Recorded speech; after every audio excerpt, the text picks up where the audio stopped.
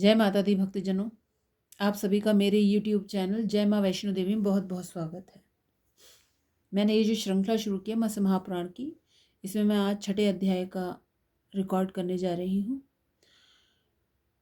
इस महापुराण में एक शब्द आ रहा है बार बार, मनवंतर। तो आज जानेंगे मनवंतर का अर्थ क्या है। और दूसरा, इस अध्याय में बताया गया है किस तरीके से कश्यप जो वंश है उसका किस तरह से विस्तार हुआ है।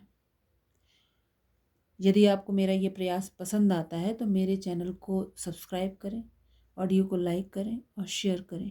बेल आइकन बटन को दबाना ना भूलें, जिससे आने वाली वीडियोस के नोटिफिकेशन आपको मिलते रहें। तो चलिए शुरू करते हैं आज का ये अपना 6ठा अध्याय, कश्यप वंश का विस्तृत वर्णन। सूत जी कहते हैं, शौनकादि ऋषियों, अब मैं कश्यप की पत्नियों से उत्पन्न हुए पुत्र पौत्रों का वर्णन करता हूँ। आदिति, दिति, दनु, अरिष्टा, सुरसा, सुरभि, विनीता, ताम्रा, क्रोधवशा, इरा, कद्रु, विश्वा और मुनि, ये 13 कश्यप की पत्नियां थीं। अब इनके पुत्रों का वर्णन सुनिए। चाक्षुष मनु के कार्यकाल में जो तुषित नाम के देवगण थे, वे भी वैवस्वत मनवंतर में द्वादश आदित्य के नाम से प्रख्यात हुए। इनके नाम हैं इंद्र, धाता, भग, त्वष्टा, मित्र, वरुण, यम, विवस्वान, सविता, पूषा, अंशुमान और विष्णु। ये सभी सहस्र किरणों से संपन्न हैं और द्वादश आदित्य कहे जाते हैं। अदिति ने मरीचि नंदन कश्यप के संयोग से इन श्रेष्ठ पुत्रों को प्राप्त किया था। महर्षि कृशाशप के पुत्र देवप्रहरण नाम से विख्यात हुए। द्विजवरों, ये देवगण प्रत्येक मनवंतर तथा प्रत्येक कल्प में उत्पन्न और विलीन होते रहे हैं। हमने सुना है कि दिति ने महर्षि कश्यप के संपर्क से हिरण्यकश्यपु और हिरणाक्ष नामक 2 पुत्रों को प्राप्त किया था। हिरण्यकश्यपु के उसी के समान पराक्रमी प्रहलाद, अनुलाद, सनहलाद और हलाद नाम के 4 पुत्र उत्पन्न हुए। उनमें से प्रहलाद के 4 पुत्र हुए, आयुष्मान, शिवी, वाशकल और चौथा विरोचन। उस विरोचन ने बलि को पुत्र के रूप में प्राप्त किया। विप्रवरों, बलि के 100 पुत्र उत्पन्न हुए, जिनमें बाण ज्येष्ठ था। इसके अतिरिक्त धृतराष्ट्र, सूर्य, चंद्र, चंद्रशुतापन, निकुंभनाभ, गुरवाक्ष, कुक्षी भीम, विभीषण तथा इसी प्रकार के और भी बहुत से पुत्र थे, जो बाण से छोटे परंतु सभी श्रेष्ठ गुणों से संपन्न थे। उनमें बाण के सहस्त्र भुजाएं थी और वह समस्त अस्त्र समूहों का ज्ञाता था। उसकी तपस्या से संतुष्ट होकर त्रिशूलधारी भगवान शंकर उसके नगर में निवास करते थे। उसने अपनी तपस्या के प्रभाव से पिनाकधारी शंकर जी की क्षमता वाले महाकाल पद को प्राप्त कर लिया था। दिति के द्वितीय पुत्र हिरणाक्ष के उलूक, शकुनी, भूत संतापन और महानाभ नामक पुत्र हुए। इनसे उत्पन्न हुए पुत्र पौत्रों की संख्या 77 करोड़ थी। वे सभी महाबलशाली, विशाल शरीर वाले, नाना प्रकार का रूप धारण करने में समर्थ और महान ओजस्वी थे। इसी प्रकार दनु ने भी कश्यप के संयोग से 100 बलशाली पुत्रों को प्राप्त किया, जिनमें महाबली विप्रचित्ति प्रधान था। इसके अतिरिक्त द्विमूर्धा, शकुनी,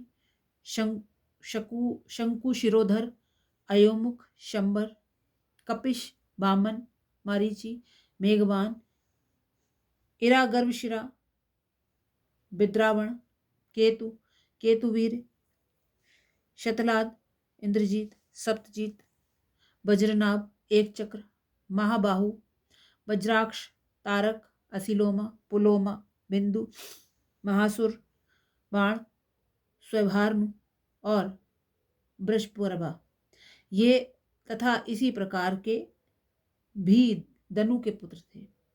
इनमें स्वभानु की प्रभा, पुलोमा की शची, मय की उपदानवी, मंदोदरी और कुहू, वृषपर्वा की शर्मिष्ठा, सुंदरी और चंद्रा और वैश्रव नर की पुलोमा और कालका नाम की कन्याएं थीं।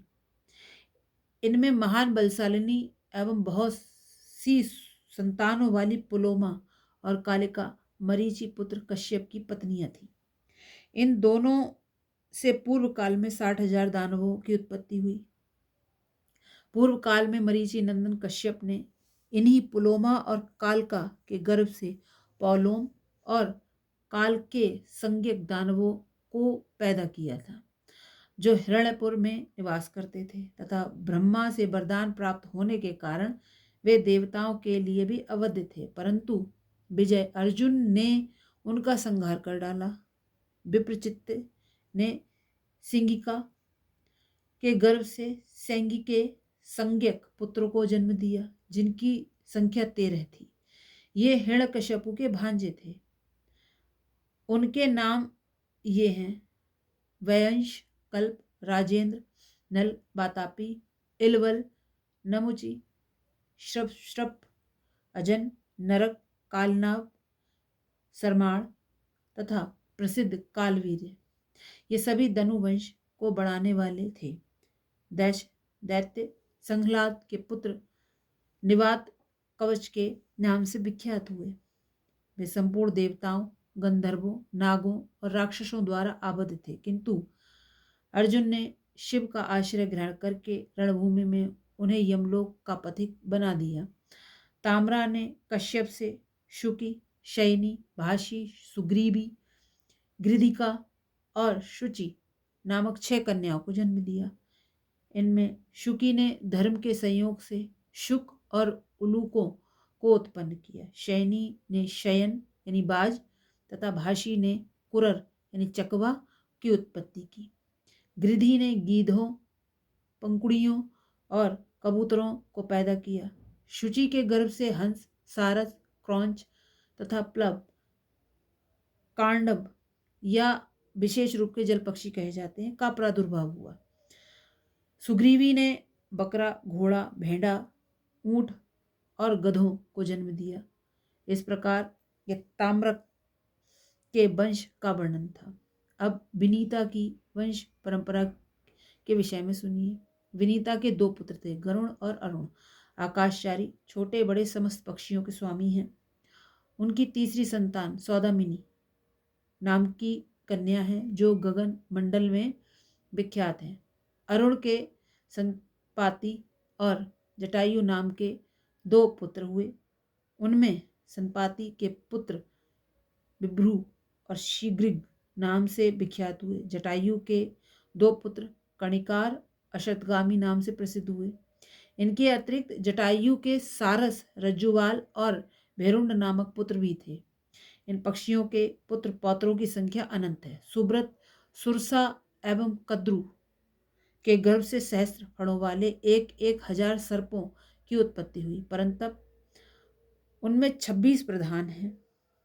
उनके नाम ये हैं: शेष, वासुकी, कारकोटक, शंख, ऐरावत, कंबल, धनंजय, महानील, पद्म, अश्वतर, तक्षक, एलापत्र, महापद्म, धतराष्ट्र, बलाहक, शंखपाल, महाशंख, पुत्रदंश, शुभानन, शंकुरोमा, बहुल, वामन, पाणिनि, कपिल, दुर्मुख और पतंजलि।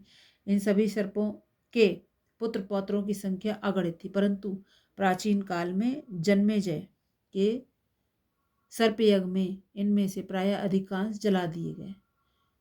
क्रोधवशा ने अपने ही नाम वाले यानी क्रोधवश नामक दंष्टधारी 1,00,000 राक्षसों को जन्म दिया, जो भीमसेन द्वारा नष्ट कर दिए गए। संयत व्रत वाली सुरभि ने महर्षि कश्यप के संयोग से रुद्रगणों तथा सुंदर अंगों वाली गायों और भैंसों को उत्पन्न किया। मुनि ने मुनि समुदाय तथा अप्सरा समूह को पैदा किया।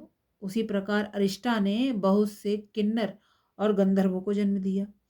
इरा से समस्त तृण, वृक्ष, लता और झाड़ी आदि की उत्पत्ति हुई।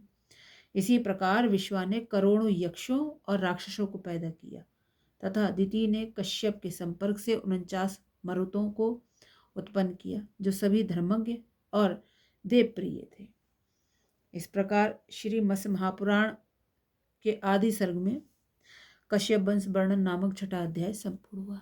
आशा है आप सभी को ये सुनने में बहुत ही अच्छा लगेगा, क्योंकि पढ़ने में और थोड़ा दिक्कत हो जाती है, इतना टाइम नहीं है आज के समय में किसी के पास। तो ये बहुत ही सुलभ रहेगा कि अगर आप इसको सुनते हैं। आपको मेरा ये प्रयास पसंद आता है तो कमेंट में जय माता दी ज़रूर लिखें। धन्यवाद।